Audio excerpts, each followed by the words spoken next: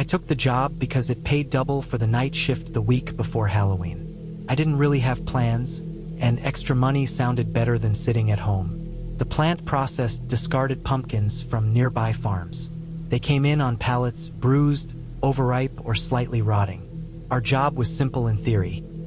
Smash them, separate the seeds, and dump the pulp into a chute that led to compost trucks. I figured it would be boring, repetitive work, but at least I'd be paid well. The building itself was a long, low structure of concrete and corrugated metal. Inside, the smell hit immediately. Fermented pumpkin, earth, and a sharp tang that reminded me of wet cardboard.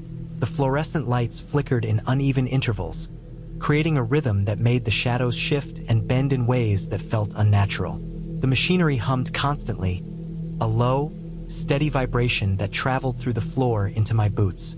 It was impossible to ignore, and over time, it began to feel like another presence in the building, something alive in a mechanical sense. The first few hours were uneventful. I moved between stations, dumping bins onto the conveyor, helping wherever it slowed. The rhythm became meditative. Squash, seeds, pulp, repeat. The smell grew heavier as the night went on, clinging to my clothes, my hair, settling into the back of my throat. I drank water sparingly because the restroom was down a long hallway with flickering lights and a floor that felt like it would slide underfoot. Around 2:30 a.m., the conveyor jammed. I was in the middle of emptying a bin when the red warning light blinked. The machines ground to a stop, metal gears clanking against one another. I climbed up to clear the blockage, stepping carefully on the graded platform that overlooked the entire line. That's when I noticed it. A pumpkin that hadn't been smashed or cut. It was darker than the others, mottled with streaks of brown and black, and heavier than any pumpkin I'd ever lifted. It didn't roll properly, didn't seem to belong. I set my hands around it and tried to nudge it forward. Cracked open under pressure. The sound was sharp, a sudden pop that made my heart skip. Inside, instead of seeds and pulp, there was bone. Small bone. Clean, unnaturally clean, almost polished. I froze, staring at it, breathing in the pungent air. My stomach turned, and I had to step back before it tipped me over. The rest of the night became disorienting. Every pumpkin I handled after that felt heavier. I would lift one, thinking it was normal, and feel the same unnatural weight pressing down, as though something inside was shifting. The machines started clogging repeatedly, more than normal for a line that processed damaged produce. I would see wedges of flesh, seeds spilling, and then a thump, like something solid hitting the metal interior of the crusher. I checked the bins repeatedly, half expecting to find more bone, but there was nothing I could explain. The supervisors seemed to notice the problems but did nothing beyond directing us to keep going. No reports were filed, no photos taken, no inspections called in. I watched as one machine jammed again and again, and each time the workers cleared it, the smell grew sharper, almost acrid. My hands ached, my back screamed, and the fluorescent lights above me made my eyes water. The sound of the conveyor grinding against fruit felt wrong, metallic and wet at the same time. By the fourth hour, I was hyper-aware of every pumpkin, every movement of the machinery, every shadow that stretched across the walls. The building felt smaller, as if the walls were pressing inward with each cycle of the conveyor. I caught myself imagining shapes in the piles of pulp, the lines of seeds forming patterns in the dim light. Every thump and crack made me flinch. The sound of bone from the first pumpkin haunted me, even though I told myself it had been an accident, some farm animal or discarded item accidentally embedded inside. But my gut said otherwise. I kept looking for signs, trying to rationalize, but the atmosphere became oppressive. The repetitive crushing felt wrong. The weight of the pumpkins, the smell, the constant vibration through the floor, it was all unbearable. I tried to avoid thinking about it too much, focused on the next bin, the next push. But the feeling of being watched not by a person, but by the machinery and the produce itself, never left. When the shift ended, I left without saying anything. I didn't mention the first pumpkin or the machines clogging repeatedly. I didn't want anyone asking questions or drawing attention to myself. My clothes were soaked in sweat and pumpkin juice, sticky and pungent, and I felt raw in a way that sleep could never fully fix. I went home, showered, and tried to forget, but the memory of that cracked pumpkin, the bone, and the unnatural weight of every fruit afterward stayed with me. The next morning, I quit. I couldn't bring myself to go back. I called in sick the day after and started looking for work elsewhere. I didn't tell anyone the details. No one asked, and if they had, I'm not sure I would have been able to explain it without sounding insane. Months later, I heard that the plant shut down the following year. The owners never gave a reason publicly. There were rumors. Machinery failures, contaminated batches, regulatory inspections. No one mentioned bone, no one admitted the accidents, but the memory of that night made it clear. Something had gone wrong. Something in the process that shouldn't have existed. I imagined the supervisors discovering it, seeing what I had seen, and deciding silence was easier than investigation. Every October, I remember that shift. The smell of fermented pumpkin, the hum of the conveyor, the jarring crack of the first pumpkin splitting open. I can still feel the weight of those pumpkins, unnatural in my hands, pressing against me in a way that was hard to ignore. It left me careful around produce, cautious of machinery, and reluctant to take a job for the sake of money alone. The memory has stayed sharp, like a scar in the mind. It wasn't supernatural, it wasn't exaggerated.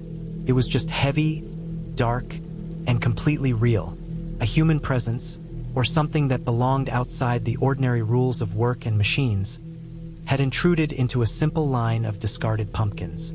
The plant is gone now, the machines dismantled, the floors empty and silent, but I carry that night with me, a precise, vivid account of a moment when ordinary work became something else, something that left a mark that nothing else has erased. Even now, if I hear a conveyor humming late at night or feel the unnatural weight of a bag of produce in my hands, I remember the pumpkin, the bone, and the sound of the machinery straining. I remember the smell, the shadows, and the knowledge that some things in the world exist outside explanation, and that sometimes the ordinary is the most terrifying of all. Halloween had always been one of those nights I liked to take seriously, but last year it became the kind of memory that sticks with you in a way you can't shake. I had moved into a small town in northern Pennsylvania that spring, drawn by the cheap rent and the quiet streets. By October, the air was sharp and cold, the kind that hits your lungs with a jolt every time you step outside. The town was old, the houses crowded close together on narrow streets, most built in the 1800s, and lined with leafless trees that clawed at the dim glow of the streetlights. I had rented a small house at the edge of town, near an overgrown park that nobody really used. That's where the story begins. I had spent the day preparing for Halloween quietly. I'd picked up a few pumpkins and carved them with careful, uneven lines that gave them a sort of crooked charm. The air smelled faintly of damp leaves and would smoke from neighbors' chimneys. The sun sank quickly that evening, leaving the sky a bruised purple and gray. By the time I finished, the shadows in my house had grown long and the street outside was almost empty. Most of the town's kids would come later, bundled in layers and carrying candy buckets that were already smudged with sticky fingerprints. I decided to take a walk before the trick-or-treaters arrived, a small routine I had developed.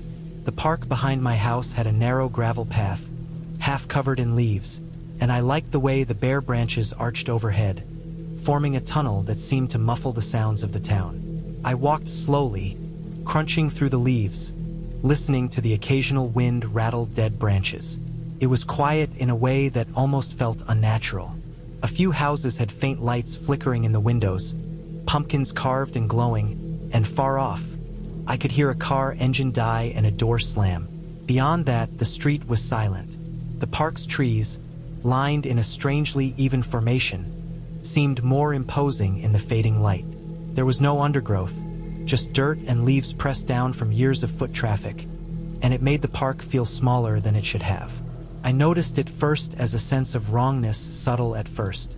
A shadow in the distance that didn't belong, the way one of the older trees leaned at a perfect angle unlike the others, or how the air felt heavier than it should have, damp and thick, not quite like the crisp cold outside.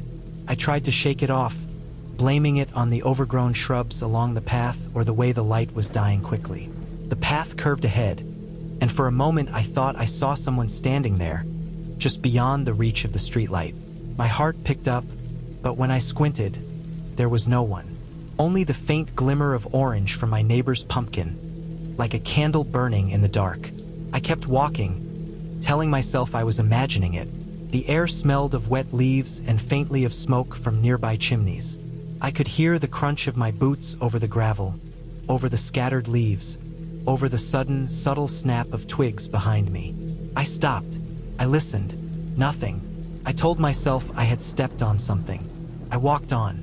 That was when I realized the sound of my boots on the gravel had changed.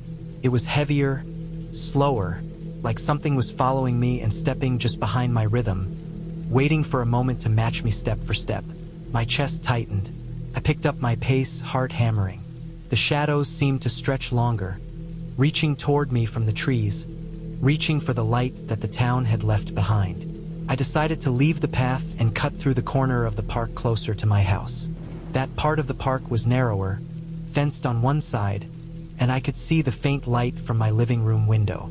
Relief washed over me as I stepped onto the grass, the cold seeping through my shoes. I glanced behind me and froze. There was a figure at the edge of the trees, too tall and still to be a person, too deliberate in the way it stayed out of the light to be a trick of shadows. My rational mind told me it was someone walking a dog, or a neighbor taking a shortcut, or a trick of my imagination. My body, however, wanted to run.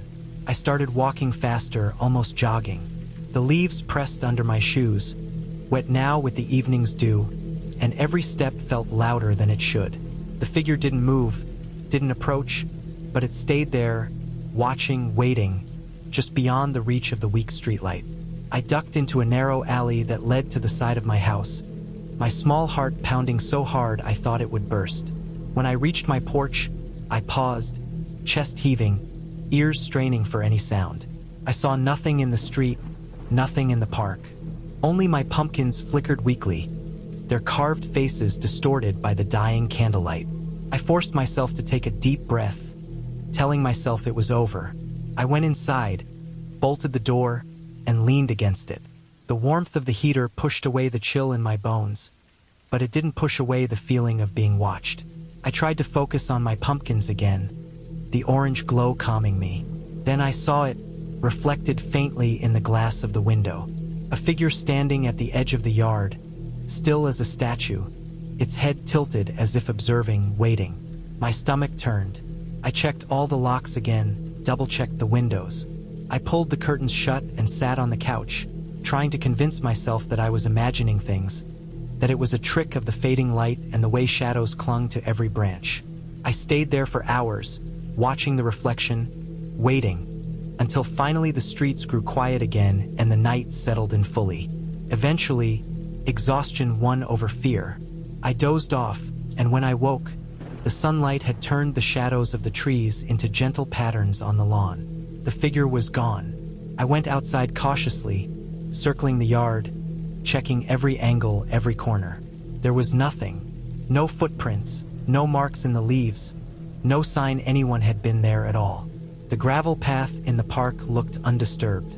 I walked all the way through it, back and forth in daylight, until the wrongness I had felt at night seemed to evaporate with the warmth of the sun. It wasn't until weeks later that I realized what had unsettled me. A neighbor mentioned that every year, around Halloween, someone in the town would dress in dark clothing and lurk around the parks and streets. Not for mischief, not for pranks, but just to observe people, to see them react, to watch them as they moved through the night. The figure I saw, the one that had frozen me on that cold October evening, had been one of those observers. They never approached, never touched, never spoke. Their presence alone was enough to leave a person feeling exposed, vulnerable. The idea that someone had spent that night watching me, silent and deliberate, made me realize how easily the ordinary could turn unnerving, how the familiar path of leaves and branches could suddenly feel like a cage. I don't walk in that park after dark anymore. I still carve pumpkins each year, still let the kids from the neighborhood come by for candy, but the memory of that night is a permanent shadow on the edges of the trees. a reminder that some fears don't need monsters to exist. They only need attention, patience, and the quiet willingness to watch. I rented the cabin because it was cheap and isolated, and Halloween weekend rates everywhere else were insane. I had been scrolling through listings for hours, looking for something quiet, off the beaten path, somewhere I could just disappear for a few days without dealing with crowds or costumes. The cabin sat at the end of a gravel road that twisted through thick pine forest. The GPS dropped me at a fork, and I hesitated for a second before taking the narrower path, overgrown and uneven. My car bounced along the rocks, tires crunching, the forest around me growing denser with every turn. When I finally reached the clearing, the cabin was exactly as pictured. A squat wooden structure with peeling brown paint, a sagging roof, and a small porch with 2 crooked steps. No lights, no signs of life, just the cabin sitting alone in the trees. The host's instructions were simple. There was a lockbox on the side of the cabin with 6 keys, each labeled with faded tape. None of the keys seemed to fit the front door except one, which was marked back. I fumbled with it for a moment before the door swung open easily. The inside smelled of cold wood and metal, a sharp, almost antiseptic tang that reminded me of old furniture stores or empty warehouses. There were no decorations, no personal touches. The only furniture was a metal-framed bed, a small folding table, and a set of wooden chairs. A guest book sat on the table open to the current year. I flipped through the pages, noticing entries dated every Halloween for the past 10 years. The handwriting was the same in every book, tight and precise, though the names changed. Some were full names, others just initials. It was meticulous, orderly, and a little unnerving. I unpacked my things slowly, setting my bag on the bed, noticing how quiet it was. The forest outside pressed against the windows, the shadows of the trees stretching across the walls as the sun sank lower. I made a small fire in the wood stove, listening to the wind rattle the panes and the occasional groan of the cabin settling. It was peaceful at first, a kind of deep isolation I hadn't realized I craved. The smell of burning wood filled the room, and I settled into a chair with a book, letting the quiet envelope me. As darkness fell, I noticed a faint sound. Keys jingling. It was slow, deliberate, methodical, coming from outside. I froze, listening. It wasn't a single clatter. It was the sound of someone handling multiple keys, testing them one by one, dragging them across something hard. I strained my ears against the night, trying to pinpoint the source, but the forest around the cabin was dense and the shadows deep. My stomach tightened. I told myself it could be wind catching a chain somewhere, maybe an animal, anything that made sense. I forced myself to return to the book, but I kept hearing it, soft and persistent. I didn't sleep well. Every creak of the cabin, every rustle of branches made my heart jump. I woke once to the keys again, jangling slowly near the back door. I lay still, staring at the ceiling, trying to convince myself it was nothing. Eventually, exhaustion overtook the tension, and I dozed fitfully until the first light of morning filtered through the windows. When I got up, I found all 6 keys laid out neatly on the kitchen table. I hadn't brought any of them inside. My stomach dropped. I picked them up carefully, checking each one. The tape labels were still there, faded and fragile. I felt a cold sense of wrongness that I couldn't explain. Nothing else in the cabin had been disturbed. No footprints in the dust, no signs of forced entry. It was as though the keys had walked in on their own. I packed quickly, trying not to look around too much. The guest book still lay open, the entries staring back at me in the same precise handwriting. Something about the consistency, the yearly ritual, the way every visitor was recorded, made me uneasy. I couldn't shake the feeling that I was just another name on a long, silent list. I left the keys on the porch and took one last look at the cabin before getting in my car. The gravel crunched under the tires, the trees loomed over me, and I didn't stop until the road opened to the main highway. The ride home was quiet except for the hum of the engine. I couldn't get the keys out of my head, the slow, deliberate sound at night, the neat arrangement on the table. Every time I thought I understood it, the unease returned, heavier, pressing against my chest. I tried to rationalize. Maybe the host had an early check-in procedure, a caretaker who checked the place overnight. Maybe the forest made sounds that my tired mind had turned into keys. But none of it fit perfectly, and the more I thought, the more the unease settled into a dull, persistent ache. By the time I got home, I tried to look up the cabin again. The listing had disappeared. Every search term I tried returned nothing. I checked the area on satellite maps, but the cabin didn't appear in any listings or recent imagery. It was as though it had vanished from the internet entirely. There were old forum posts mentioning cabins in the area, but none matched the location or description. I even checked property records, but the land seemed empty. I kept the memory to myself, though I replayed it over and over. The smell of cold wood and metal, the precise guest book, the keys on the table, the slow jingling in the dark. All of it remained vivid. I never returned. The cabin, the keys, the disappeared listing. They all existed in the periphery of my mind, a sharp, quiet memory that didn't fade. I sometimes imagine what would have happened if I had stayed another night, if I had tried the keys in every lock. The thought of that slow, deliberate sound outside the door makes my skin crawl even now. Years later, I occasionally check for similar listings in the area, but nothing comes close. The memory has a weight to it, a grounding in something that was real and isolated and perfectly ordinary, yet profoundly wrong. There was no explanation, no dramatic climax, just a simple reality warped in a small, empty cabin. It was Halloween, and the world outside celebrated with costumes and candy. But inside that cabin, time and routine seemed frozen, marked only by keys and a guest book. I never stayed in another isolated cabin after that. I stick to hotels now, places with cameras, with people around, with safety in numbers. But every October, when the wind shifts and the first chill creeps into the air, I remember that weekend. I remember the cabin standing quietly at the edge of the forest, the 6 keys laid neatly on the table, and the slow, methodical jingle outside the back door. I remember the guest book and the realization that I had become just another name in someone else's precise, obsessive record.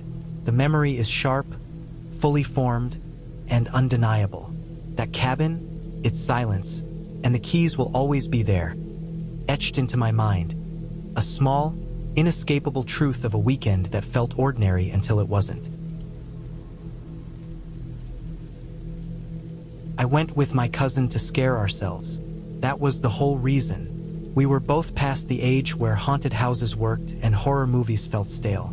Halloween had turned into background noise for us, something we watched other people enjoy. We wanted something real enough to make our hands shake, something that would leave us quiet on the drive home. We picked an old fire tower trail outside town. It was no longer maintained, but people still parked there during the day. At night, it was empty. The access road was cracked and narrow, with grass growing up the middle. The tower itself stood on a low ridge, its metal frame rusted and fenced off. A warning sign leaned at an angle, half sunk into the dirt. The moon was thin. The air smelled like dry leaves and cold metal. We parked close to the tower and left the engine off. The silence pressed in right away. No wind, no insects, just the sound of our boots on gravel and the soft clink of beer bottles in a backpack. We wore headlamps and cheap jackets. Neither of us brought a map. We planned to walk in, wander until we felt uneasy, then leave laughing about it later. The trail was barely a trail. It was more like a suggestion through the trees. Old tire ruts showed where trucks once drove through. Pine needles covered everything, packed down from years of weather. Our lights cut narrow cones through the dark. Beyond them, the forest stayed solid and black. After about 20 minutes, we came into a clearing. It was small, maybe 30 feet across. The ground was bare dirt, smooth and hard, with no leaves or plants. That alone felt wrong. Everything else around us was covered in needles and brush. This patch looked worn down by repeated use, like people had stood there for a long time. That was when we noticed the shoes. They hung from branches at different heights, scattered around the clearing. Children's shoes, sneakers, sandals, one small boot. None of them were tied together. None matched. They rested on branches as if carefully placed there. Some were balanced on forks in the wood. Others sat flat, toes pointed down. They did not sway. There was no wind to move them. The shoes were dirty and worn, but not rotted. The soles were scuffed. The fabric looked faded by sun, not destroyed by weather. Some still had bits of dried mud stuck in the tread. One had a broken strap. Another had a name written inside in black marker, partly rubbed away. I felt a tightness in my chest that had nothing to do with fear. It felt like walking into something private. The clearing did not feel abandoned. It felt used. The smooth ground beneath the shoes showed shallow depressions, as if people had stood in the same places again and again. No footprints were clear enough to track, just worn spots where dirt had been pressed flat. We stood there longer than we should have. Our headlamps moved slowly, checking each branch, each shoe. The beer stayed untouched in the bag.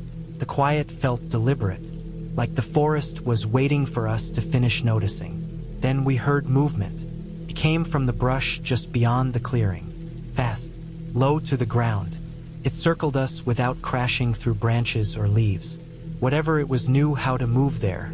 The sound shifted position smoothly, staying just outside the light. Every time one of us turned, it was already somewhere else. I expected to see a deer break into the clearing or hear a bear huff and retreat. Neither happened. The movement stayed hidden. It did not rush us. It did not stop. It moved with purpose, like it was tracing the edge of the space. My headlamp flickered once, then went out.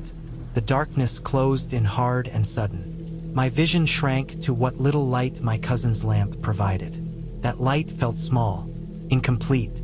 The clearing no longer felt open, felt crowded, like the dark itself had weight. I had the strong sense that whatever had been circling us leaned closer when my light died. Not because it wanted to attack, but because it could. We backed away without planning it. The shoes stayed behind, watching from their branches. The movement followed us for a short distance, then faded. The forest returned to stillness as quickly as it had broken it. We did not run. Running would have made noise, and noise felt like a bad idea. We walked back the way we came, counting steps, keeping the remaining light steady. The tower came into view like a relief marker. The shape of it against the sky felt solid and human. The drive home was quiet. The road felt longer than before. The headlights caught shapes in the trees that looked like people until they didn't. When we reached town, the normal lights and traffic felt unreal, like a stage set. At my cousin's place, we unloaded the car. The backpack came out first, then jackets, then something neither of us remembered putting in. The shoes were in the trunk. All of them. They were piled together near the spare tire well. The same mismatched children's shoes from the clearing. Dirt flaked off as they shifted. The broken strap. The faded marker inside one heel. Every detail matched. There was no memory of picking them up. No sense of when it could have happened. We would have noticed the weight, the smell. We would have questioned it. Neither of us could explain how they got there. I took the shoes home with me.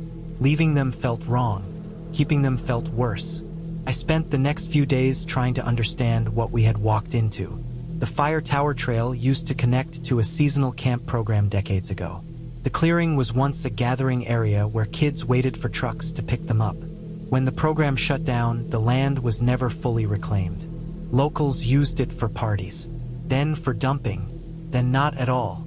A few years ago, someone had been living out there, not camping, staying. They avoided people and moved at night. They collected things. Shoes were easy to find. Kids lost them. Parents replaced them. One shoe at a time.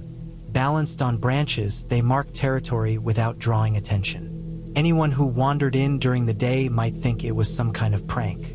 At night, it worked differently. The smooth ground came from pacing, from waiting, from circling the same space again and again. The movement we heard was a person who knew the forest better than we did. Someone who knew how to move without noise. When my light died, the advantage shifted. Closed darkness makes it hard to judge distance. It makes presence feel larger than it is. As for the shoes in the trunk, that part took longer to accept. Fear narrows memory.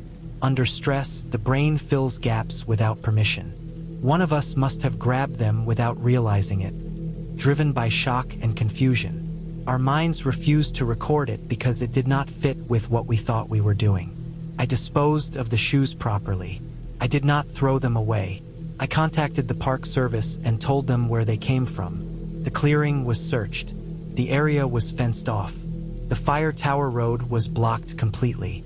I do not go looking for fear anymore. Halloween passes quietly now. I leave the lights on. I stay inside. The memory of that clearing comes back sometimes, not as terror, but as a warning. There are places shaped by people who never meant to be seen, and when you step into them, you leave with more than you carried in.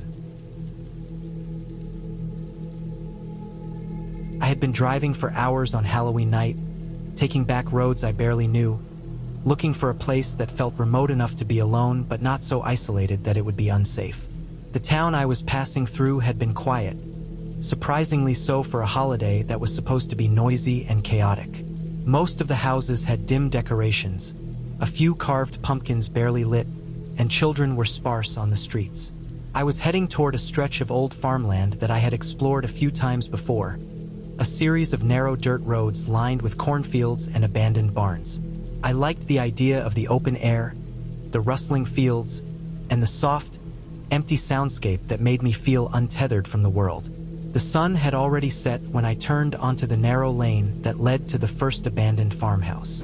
The sky was an even gray, the kind that makes the world feel flat and strange, as if depth had been drained from it. The wind pushed through the tall grass on either side of the road, carrying a smell of wet soil and decaying leaves.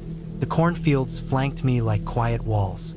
Every few steps, the stalks whispered and rattled. It wasn't a strong wind, just the sort of movement that made every creak and shuffle sound amplified. My headlights barely reached past the edge of the road, and for the first time I realized that the only light in this part of the county came from my car. The emptiness was complete. I parked near the first building I wanted to see, a small, weathered barn whose paint had peeled off in layers, leaving bare wood streaked with gray. I left the engine running and stepped out, the gravel crunching under my boots. The air was sharp and cold, biting at my ears and nose, and I realized I had forgotten a proper jacket.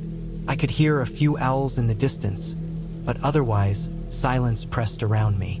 I walked closer to the barn, noticing the faded sign nailed to the post, the letters mostly worn away. The boards of the barn were warped and some had fallen loose, leaving jagged gaps where I could see darkness inside. I wanted to peek in, to get a sense of what remained inside the building, but something about the shadows made me hesitate. The air smelled faintly of mold and old hay. It was the smell of abandonment, of something that had been left to the elements for decades. I moved along the side of the barn, looking for an entrance, and noticed footprints in the damp dirt, fresh and shallow. They were small, probably someone's sneakers, and they led from the road toward the side door. My first thought was that someone else had been exploring here, maybe a group of kids trying to make a private Halloween adventure of it. I felt a spike of unease. The footprints ended at the door. I crouched to examine them closer, noticing that the mud had been disturbed in multiple directions, almost like someone had been pacing, thinking. My pulse quickened, but I told myself it was nothing, just some kids playing a prank or someone who liked to walk alone in the dark. Still, the thought of being watched in a place like this sent a chill down my spine. I decided to leave the barn and explore the farmhouse further down the road. It was older, larger, with peeling white paint and shuttered windows. The yard was overgrown, grass taller than my knees, and the weeds pressed close to the foundation. A chain-link fence sagged in places, rust eating away at the links. The house felt alive in a subtle way, though there was no one there. I could feel it in the weight of the silence and the way shadows pooled in the corners of the windows. The front door was slightly ajar, a small gap at the bottom letting a whisper of stale air escape. I hesitated, then pushed the door slowly, creaked loudly, echoing inside. I stepped in. The smell hit first, damp, musty, a mix of old wood, mold, and something metallic faint in the back of my nose. Dust motes floated in the beam of my flashlight, disturbed by the movement of air. The floorboards groaned under my weight, and I kept thinking I heard something else moving, just out of sight. I explored room by room, noticing the remnants of lives that had been abandoned suddenly. In the kitchen, a thin layer of dust coated the counters, and a kettle still sat on the stove. There were dishes in the sink, faded by time, but clearly left mid-use. Upstairs, the bedrooms were intact, beds unmade, closets half open, clothes rotting in drawers. Nothing was overtly threatening, but the sense of intrusion was palpable. Someone had lived here and disappeared, or perhaps had been forced out, leaving all their things behind. I felt the history pressing down on me in the thick air. I reached the back door and noticed the yard behind the house was fenced with tall wooden boards, some of which had collapsed. Beyond that was more cornfield, stretching into shadow. As I looked out, I caught movement, a figure at the edge of the field, just barely visible. My heart jumped. I strained to see, but it didn't move again. I told myself it must be an animal, but the silhouette had been too upright, too deliberate. I stepped back inside, feeling the walls press closer. The feeling of being watched intensified. I kept thinking I heard the crunch of gravel, the soft drag of boots through dirt, but every time I checked, the driveway was empty. I decided to leave, but as I walked back to my car, I noticed the footprints again, now outside, leading away from the house and disappearing into the cornfield. They weren't just one pair. They had multiplied side by side, as though more than one person had been pacing there in the dark. My pulse raced. I tried to rationalize it. Kids, hikers, maybe someone living off the grid nearby. But the symmetry, the persistence, and the fresh mud unsettled me. The wind picked up, rustling the corn, and the shadows seemed to move faster than they should. I got into the car, locked the doors, and sat there for a long moment, listening. Nothing outside, just the occasional crack of a branch, the whisper of the wind. The world felt heavier, as if it had leaned in to watch me. I started the engine and drove slowly back onto the main road, glancing in the rearview mirror constantly. The headlights occasionally caught figures or movement along the edge of the fields, always gone when I focused. I drove for miles without seeing a single house, not another car, not a single light. Eventually, I reached the town again, the warm glow of streetlights and passing cars feeling surreal after the oppressive quiet. I parked at a gas station, shaking, and tried to collect myself. The footprints, the figures in the cornfield, the weight of the abandoned buildings, they stayed with me. I realized I had been lucky to leave without encountering anyone in the dark. Whatever had been out there had stayed just out of sight, watching, pacing, waiting. I filled the tank, bought a bottle of water, and drove straight home, keeping my eyes on the road and avoiding any shortcuts through quiet fields. When I finally pulled into my driveway, my hands still trembled. The normalcy of my neighborhood, the small lights and windows, the sound of my neighbor's dog barking. It all felt like a shield against the tension I had left behind. I didn't try to go back. I didn't tell anyone where I had been. The memory was vivid enough, and I knew some places carried a weight that stayed with you. Even now, months later, I can remember the smell of old hay, the feel of mud under my boots, and the quiet patience of whoever or whatever had been out there in the cornfield that Halloween night. I never saw them clearly, but I knew I hadn't been alone, and I hadn't been safe, even in the middle of the empty countryside. The silence and the stillness weren't empty. They were waiting. I went hiking early because I had work on Halloween night. I wanted to be back home by noon, showered, fed, and ready for a long shift. The trail I picked was popular and well-reviewed. Families used it. The photos online showed kids with sticks, dogs on leashes, and wide dirt paths. It was supposed to be an easy loop through mixed forest, nothing remote or extreme. I had done harder hikes on less sleep. This was meant to be simple. I parked just after sunrise. The lot already had a few cars. That made me feel better. The air was cold but clean. Leaves were damp from the night. I checked my watch, locked the car, and started walking. The first stretch felt normal. The trail was packed dirt with crushed leaves pressed flat from heavy use. There were footprints everywhere. A few candy wrappers near the start from the night before. Halloween decorations had been tied to a post near the entrance weeks ago.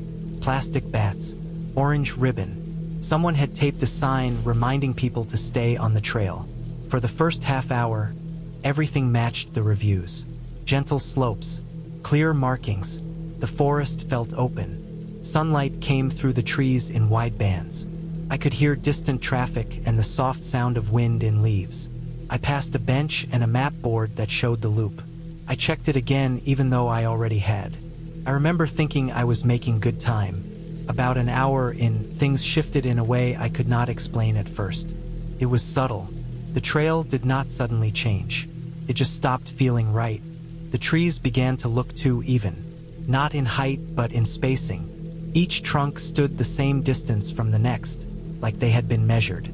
There was no undergrowth between them. No bushes. No fallen branches. The ground was bare except for a thin layer of old leaves that did not crunch under my boots. They felt pressed down, old and dry. The air changed too. It felt heavier. Not humid, just still. I realized I had not heard a bird in a while. No insects either. Even my own footsteps sounded dull, like the forest was absorbing the noise. I slowed down and checked my watch. It said I had been walking just under 90 minutes. That felt right. I noticed the trail markers next. They were old wooden signs nailed to trees. The paint was faded and the arrows were hard to read. What stood out was how high they were placed. Most trail markers sit at eye level. These were well above my head. I had to tilt my neck back to see them. Some were nailed so high I could barely make out the markings. It did not make sense.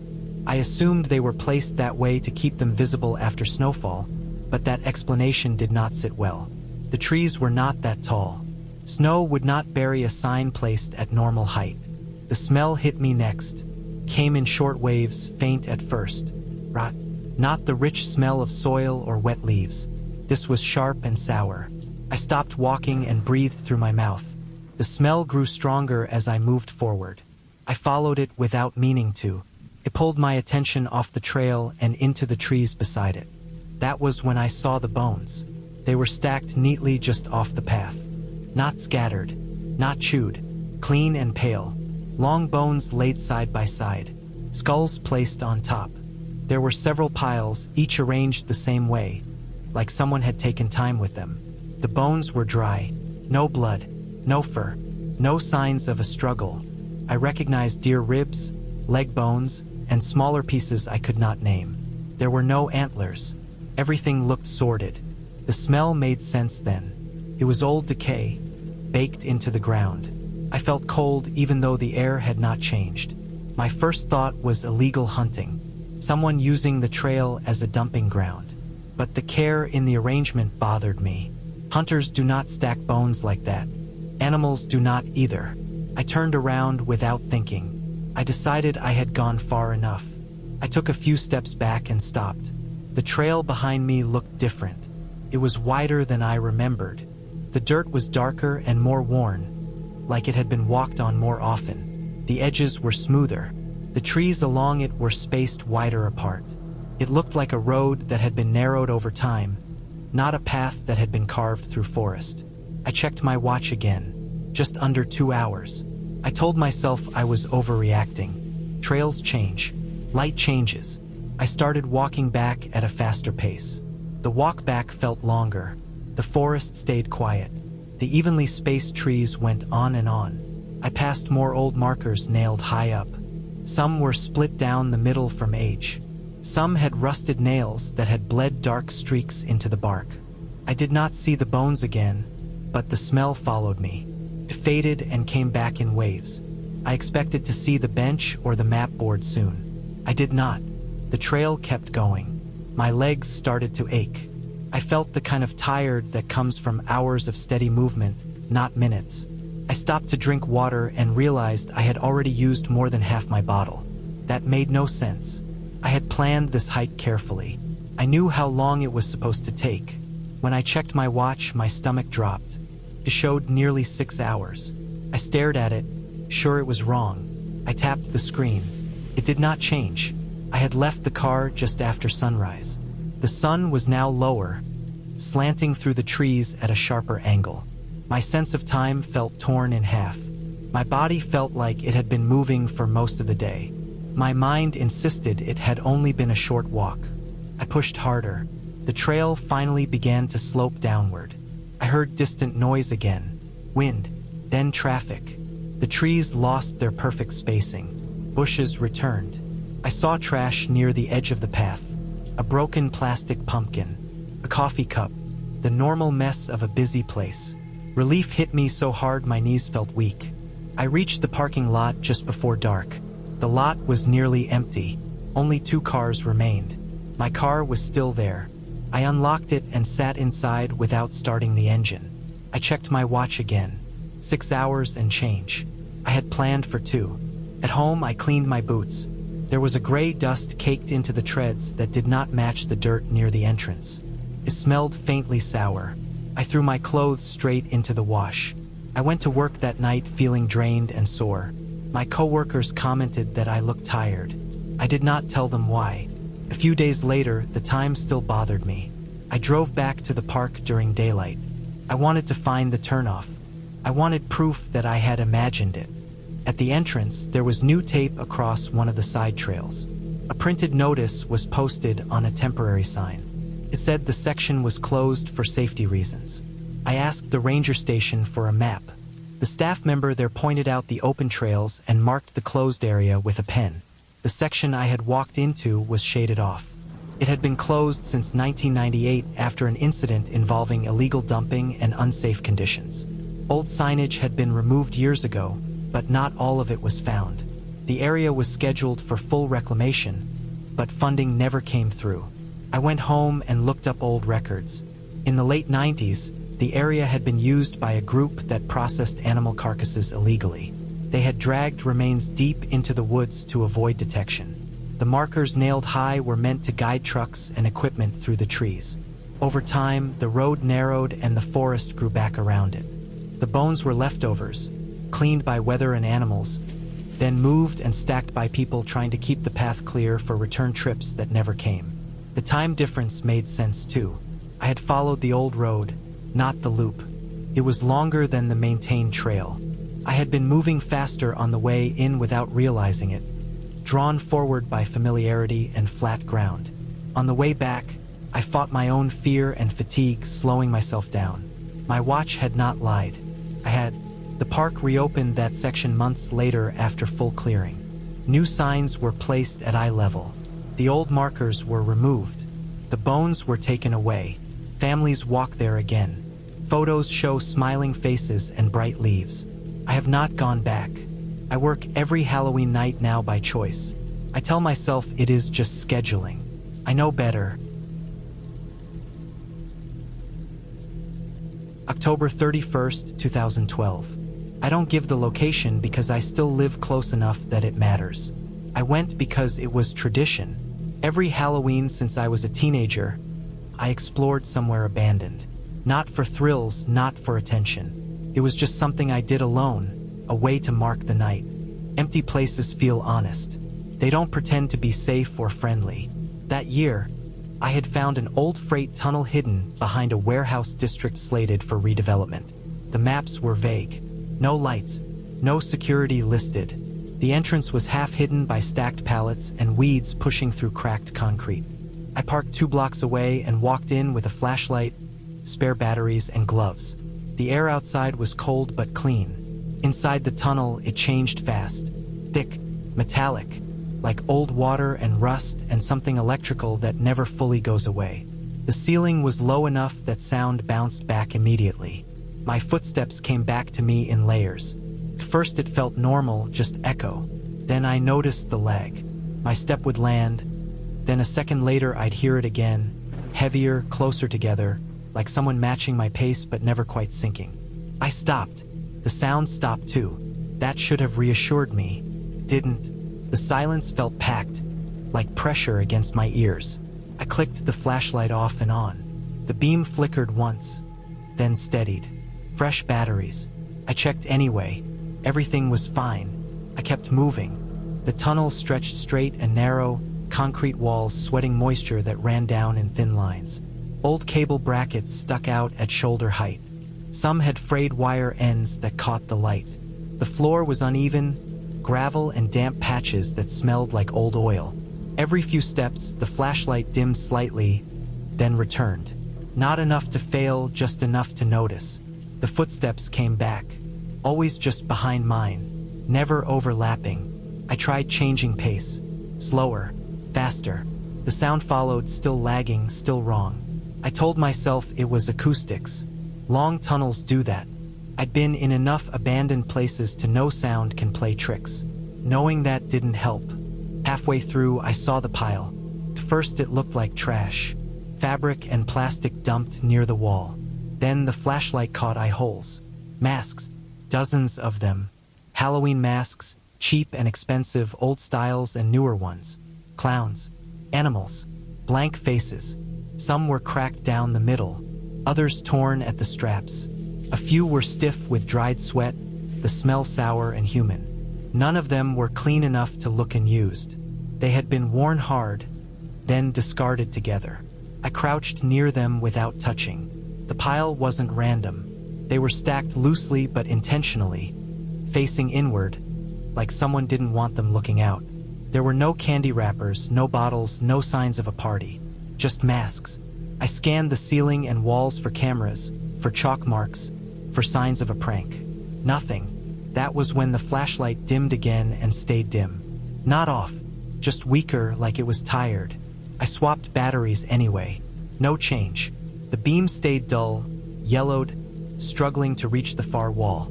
I stood and continued, wanting distance between myself and the pile. The footsteps followed, closer now, the lag shorter. My shoulders tightened. I focused on breathing slow, steady, counting steps. 20 more. 30.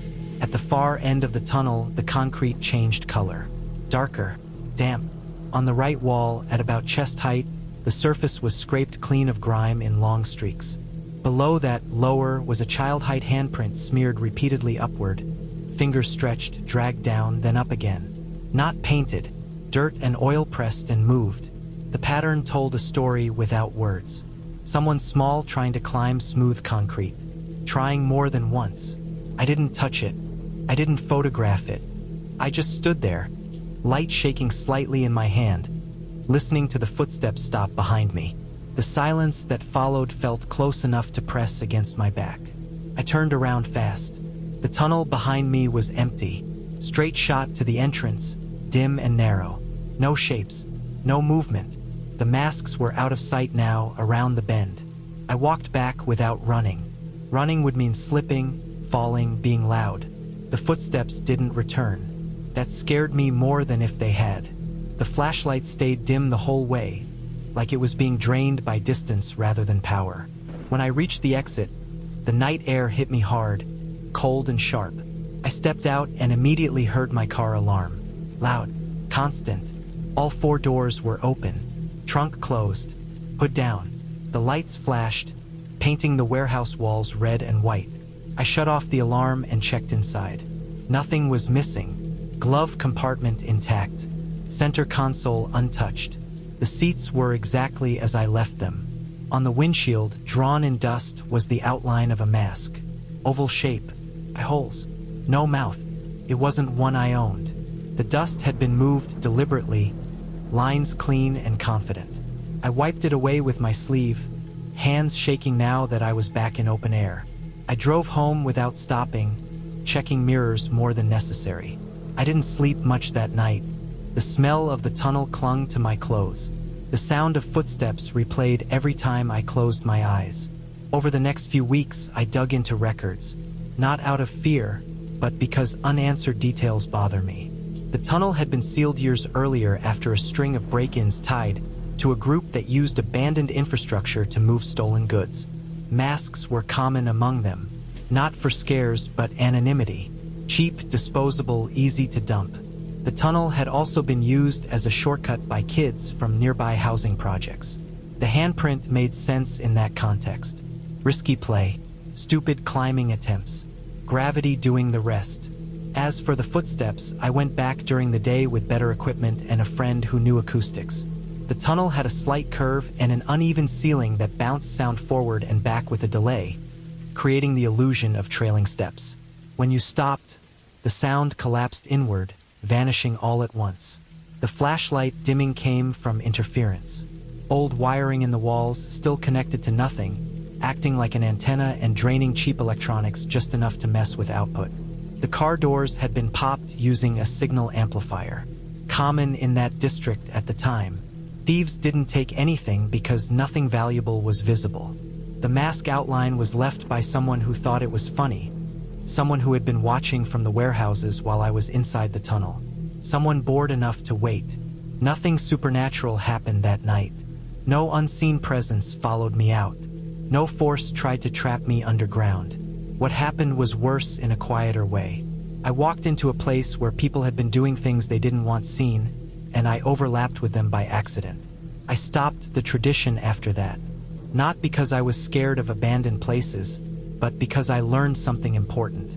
Empty doesn't mean unused. Silence doesn't mean alone. And sometimes the feeling of being followed comes from being observed by people who know the space better than you ever will. Halloween weekend, 2020, West Texas. COVID had shut down everything that mattered. No parties, no bars, no travel plans that didn't involve a car and a lot of distance. 4 of us rented a cheap desert Airbnb because it was all we could afford and all we were allowed to do without feeling reckless. The listing leaned hard on isolation. No neighbors, no cell service, dark sky views, promised quiet and delivered more than we expected. The house sat alone off a dirt road that branched from another dirt road. Flat land stretched in every direction, broken only by scrub, low rock, and distant mesas that looked closer than they were. The structure itself was a squat rectangle, cinder block walls painted a tired beige, metal roof already rusting at the edges. There was a chain link fence around nothing in particular, just a loose square that suggested someone once thought it mattered. The first night felt normal. Cold came fast after sunset. The sky opened up in a way city people aren't used to. Stars everywhere, sharp and steady. We stood outside longer than planned, just looking up.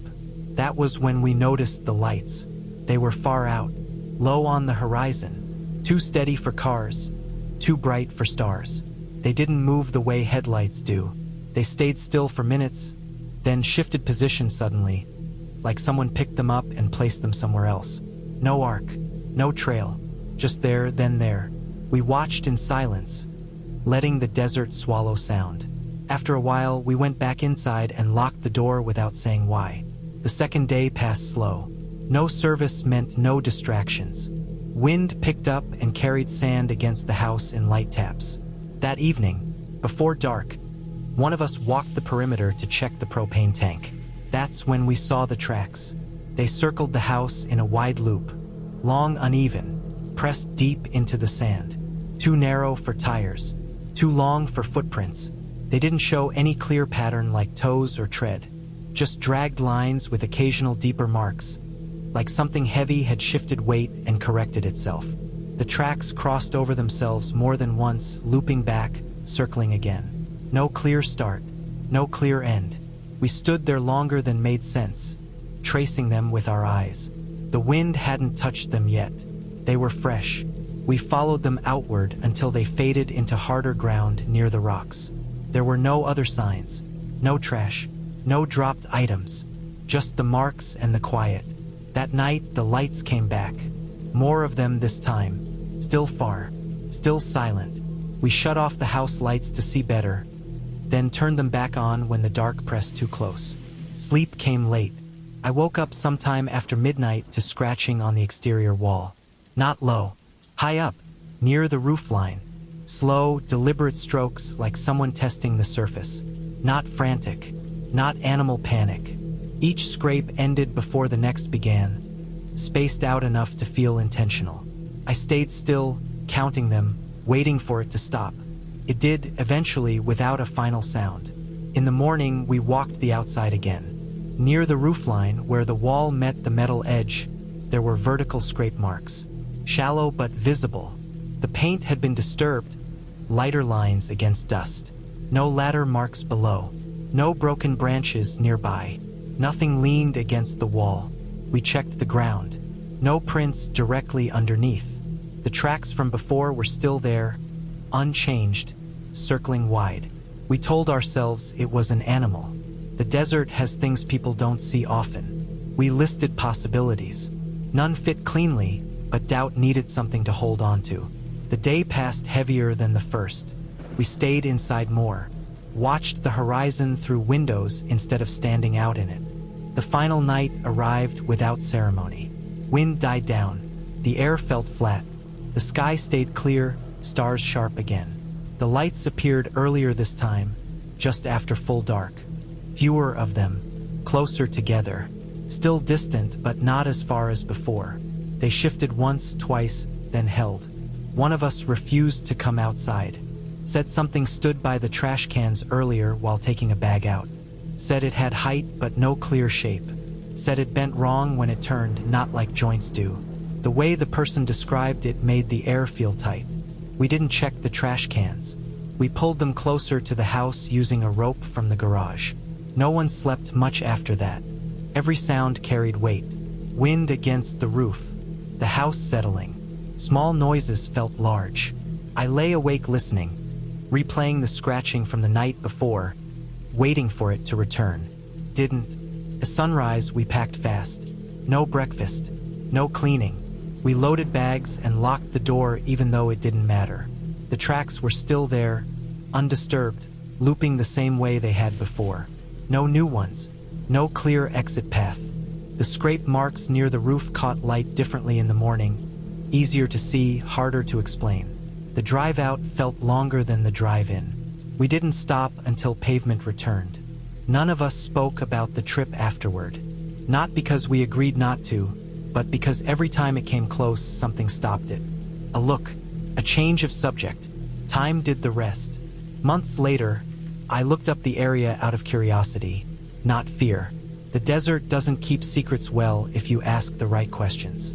I found reports about seismic survey crews operating at night, placing and moving light beacons miles apart to map underground formations. They explained the stationary lights, the sudden shifts, the distance distortion. I found information about feral livestock, escaped exotic animals from private ranches, tall and heavy enough to leave drag tracks when injured or sick, capable of reaching higher than expected when rearing or bracing against a wall. I read about mineral dust and wind patterns that preserve marks longer than normal, making things look intentional when they aren't. The explanation fit together piece by piece. Not perfectly, but enough. Enough to sleep. Enough to understand why nothing chased us, why nothing crossed into clear threat. The desert had been active, not hostile. We were visitors reading patterns where there were only overlaps. Even now, years later, I remember the way the light stayed still, then moved. The sound of scratching placed too high. The shape described by someone who didn't want to look again. None of it was supernatural. All of it was real. That's what makes it hard to talk about. The desert didn't want us. It didn't need us. It simply kept moving around us, and for a weekend, we noticed. I went alone because I needed photos. I was a community college student doing a project on abandoned coastal structures, and I was already behind. The assignment was simple on paper. Document condition, access points, environmental damage. The kind of thing no one else wanted to do because it meant long walks and empty places. There was an old fog signal building past a closed beach trail, the kind that once housed horns and generators before automation made it useless. The ranger station nearby was shut for the season. No posted hours. No staff. Just a locked door and a weathered notice about tides. I parked where the pavement ended and walked the rest of the way with my camera bag cutting into my shoulder. The trail was officially closed, but the barrier had been pushed aside enough for someone to slip through. That told me others still came out here. The wind carried salt and kelp. The ocean was loud at first, steady and familiar. I could see waves breaking far below the bluff. The sky was clear enough when I started, pale and stretched thin, with the sun already low. The fog came in fast. It rolled off the water like a wall, thick enough to taste. By 6:30 p.m., the ocean disappeared. Sound dulled. Even my footsteps felt quieter, like the ground absorbed them. The temperature dropped, then oddly leveled out. The building came into view only when I was close enough to smell rust and damp concrete. The fog signal building was squat and heavy, poured concrete with narrow windows meant to keep weather out. The metal door hung crooked but unlocked. The place should have been dead. The generators were gone. The horn assembly had been removed years ago. Still, the building hummed. Not loud, just a low vibration, like distant machinery or wind caught in something hollow. It was steady enough that I noticed when it dipped, then returned. Inside, the air was stale and wet. My flashlight beam cut a thin tunnel through the gray. The floor was gritty with sand blown in through cracks. The walls were covered in tally marks. Hundreds of them, some shallow, some scratched deep enough to splinter the wood panels that lined the inner rooms. They weren't neat, no straight rows. Some sets had 5. Others stopped at 3 or 4. Some overlapped older ones, cutting through them. I ran my fingers near a few without touching, close enough to see how much force it would have taken. I took photos methodically, wide shots first, then details, close-ups of rusted bolts, peeling paint, corrosion creeping up metal seams. I kept track of time because the fog thickened with each minute. My watch face beaded with moisture. The hum never stopped. I heard something outside moving on the rocks. Not splashing, not slipping, stepping, slow, careful. The sound had weight to it, a deliberate placement, like someone testing each foothold. The rocks outside were slick even on dry days. I waited, counting steps in my head. The sound paused, then continued. When I looked out the window, there were no shapes, just fog pressed flat against the glass, swirling in layers. The sound stopped the moment I turned my head. That part stuck with me. Not that something moved, but that it knew when I was looking. I told myself that was my nerves filling in gaps. Fog distorts sound. Wind carries it strangely. The building amplified some things and swallowed others. I finished the interior faster than planned. The tally marks unsettled me more than I wanted to admit. They suggested time spent waiting, counting days or hours, marking something repetitive and slow. I took one last shot of a cracked mirror mounted near the back room. It was meant for maintenance checks. The glass was fractured but intact, lines spidering across my reflection. The hum deepened for a moment, then faded. Outside, the stepping sound started again, closer now, right against the base of the building. I didn't look out the window that time. I packed up and moved toward the door, careful not to rush. The fog outside pressed in so hard it felt like a wall. My flashlight beam vanished after a few feet. The walk back took longer than it should have. The trail markers were useless. Everything looked the same. The fog muffled even my breathing. I stopped twice, listening, convinced I heard someone matching my pace. Each time I stopped, the sound stopped too. I didn't run. Running would have meant falling. I reached my car after what felt like an hour but was probably less than 20 minutes. The fog thinned near the lot. I drove with the windows down despite the cold, needing moving air. By the time I hit the main road, my hands ached from gripping the wheel. I reviewed the photos the next day in the lab. Most were what I expected. Blurred edges from moisture, flat light. Then I noticed one frame taken at 7:02 p.m. I don't remember taking it. The timestamp stood out because I had logged my shots. The image showed me reflected in the cracked mirror. My face was pale, eyes unfocused, caught mid-breath. Behind me, pressed against the glass, was a tall blur shaped like shoulders and a neck. No face, just fog where a head should be. I stared at it longer than I should have. Then I started breaking it down the way I was taught. The mirror was cracked. Fog had condensed inside the building. The camera had been set to a slow shutter because of low light. Movement during exposure would smear shapes. The blur aligned with the door behind me, where fog had poured in when I opened it. My own body blocked part of the frame, creating a silhouette that read as something else. I checked the sequence. The photo before showed the empty room. The photo after showed the mirror again. No blur, just my reflection stepping out of frame. The hum, the stepping, the tall shape, each piece had a normal explanation when isolated. Together, they had fed on my fear. I returned with my instructor 2 weeks later, mid-morning, clear day. The fog signal building was quiet. No hum, no tally marks added. The rocks outside bore scuff marks consistent with seals hauling out, their movement heavy and deliberate when dry. The smell of ammonia came from old cleaning supplies left by maintenance crews. The warmth I felt had been trapped air, concrete holding heat longer than expected. The mirror still hung there, cracked the same way. When I recreated the shot with similar settings, fog drifting through the open door blurred into shapes that looked human if you wanted them to. Tall, close, watching. I finished the project and got a decent grade. I learned more than I planned, about abandoned places, about how quickly the brain fills empty space with meaning. I don't go alone anymore, not because I think something followed me, but because isolation changes perception. The fog didn't hide anything supernatural that night. It hid normal things long enough for fear to give them a shape.